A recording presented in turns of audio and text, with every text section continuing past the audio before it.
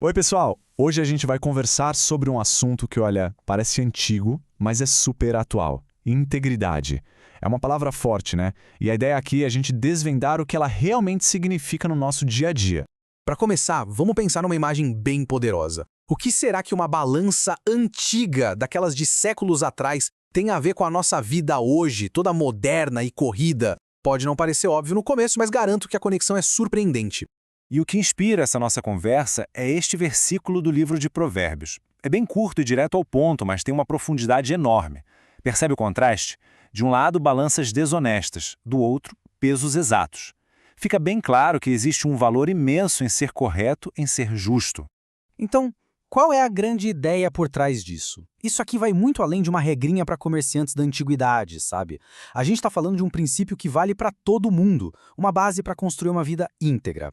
O ponto central é que o texto está nos dizendo que justiça e retidão são valores fundamentais.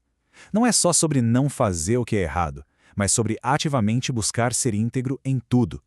É um convite para que as nossas atitudes do dia a dia mostrem quem a gente realmente é por dentro. Ok, mas vamos tirar essa ideia do campo abstrato. Como é que essa metáfora da balança funciona na prática, no mundo real? Pensa só na cena. Um mercado antigo, super movimentado, cheio de gente, sons, cheiros. E lá no meio, um comerciante pesando os produtos. A confiança de quem comprava dependia totalmente daquela balança. Era a base de tudo. Se ele mexesse nos pesos, não era só um golpe. Era quebrar a confiança que mantinha aquela comunidade toda unida. E aqui a gente vê o contraste de um jeito bem claro. De um lado, a balança desonesta, que leva para a injustiça, para o engano. Do outro, os pesos exatos, que são o caminho da justiça, da retidão. A escolha entre um e outro acontece todo dia, e é isso que define o nosso caráter, não só daquele comerciante antigo, mas o nosso hoje. Beleza, então vamos sair daquele mercado antigo e voltar para 2024. Como é que essa ideia da balança justa se aplica no nosso cotidiano? É que a integridade não aparece só nas grandes decisões, sabe? Ela está nos detalhes. No trabalho, quando a gente é transparente num projeto. Na faculdade, quando a gente dá o crédito certo para quem ajudou.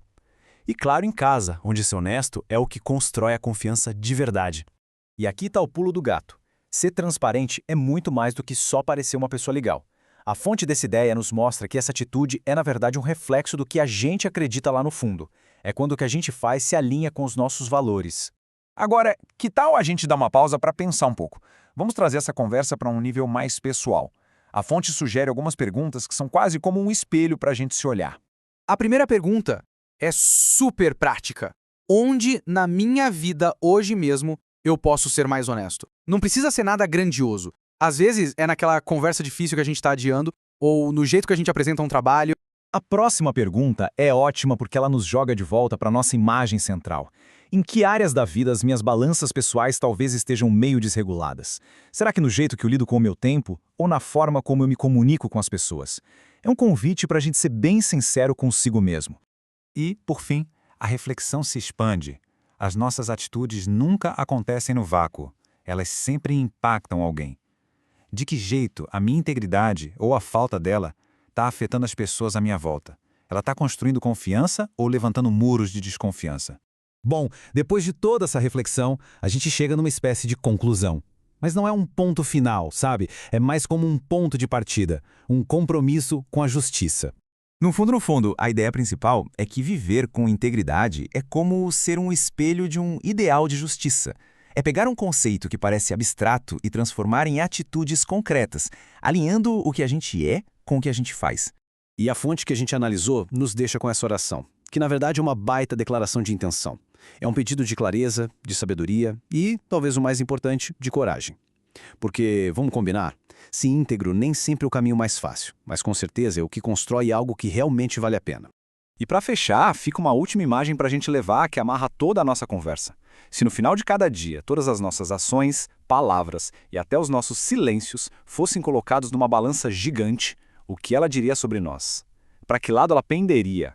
É um pensamento e tanto, né? Para a gente continuar refletindo.